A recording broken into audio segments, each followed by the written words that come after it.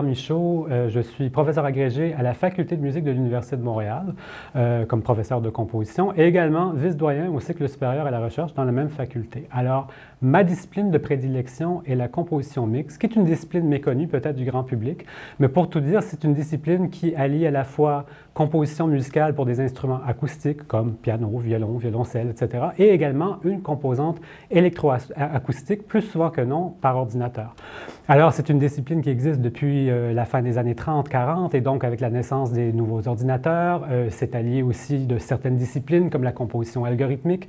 Donc, tout ça pour dire qu'au-delà des disciplines millénaires comme l'harmonie, le contrepoint ou des disciplines plus récentes comme l'orchestration, il est en fait normal dans le solfège qui nous est imposé aux universités d'apprendre également à programmer et donc d'utiliser les algorithmes.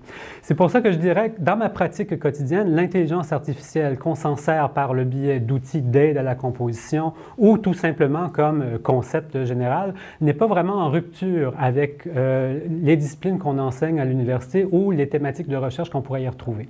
Cela dit, je dirais, si on prend le mélomane ou le public, quand on parle d'intelligence artificielle et les arts, alors c'est là peut-être, oui, qu'il pourrait avoir des opinions divergentes. Comme beaucoup d'utilisations de l'intelligence artificielle, on trouve par exemple dans des logiciels d'écoute que plusieurs personnes utilisent au quotidien.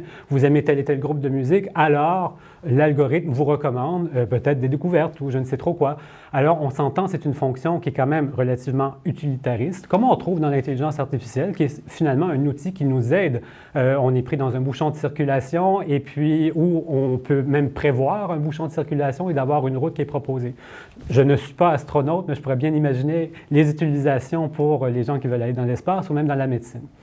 Or, en musique, il y a quand même une question fondamentale, surtout pour les sceptiques, de dire est-ce que l'intelligence artificielle pourrait créer à la place de l'humain?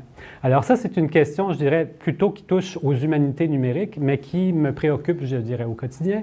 Et en fait, je donnerai des exemples, peut-être pour atténuer une certaine peur, qu'à toutes les décennies, on découvre une nouvelle grotte où il y a eu une activité humaine et on voit forcément une activité artistique.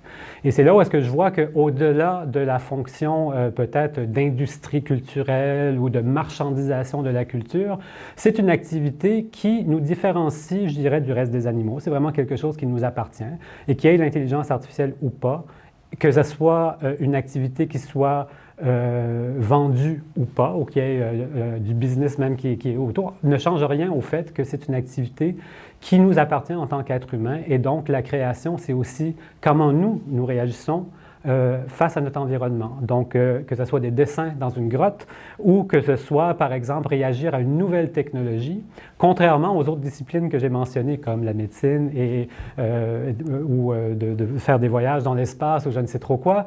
L'art est souvent construit sur la faille et l'erreur. Et je donne un exemple, Brian Eno, réalisateur en fait célèbre dans les années 90, disait le disque compact a remplacé des techniques analogiques, on réduisait tout le bruit d'arrière-plan, c'était une technologie dite parfaite pour la reproduction musicale. Or, ça n'a pas pris beaucoup de temps d'avoir une égratignure sur un disque compact, de voir il y a des artefacts numériques et de construire une esthétique de la faille.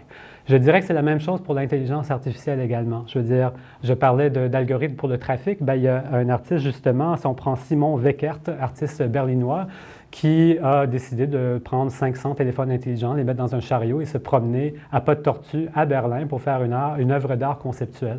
On s'entend, tant et aussi longtemps qu'il y aura des humains, il y aura aussi des gens qui vont réagir à leur environnement.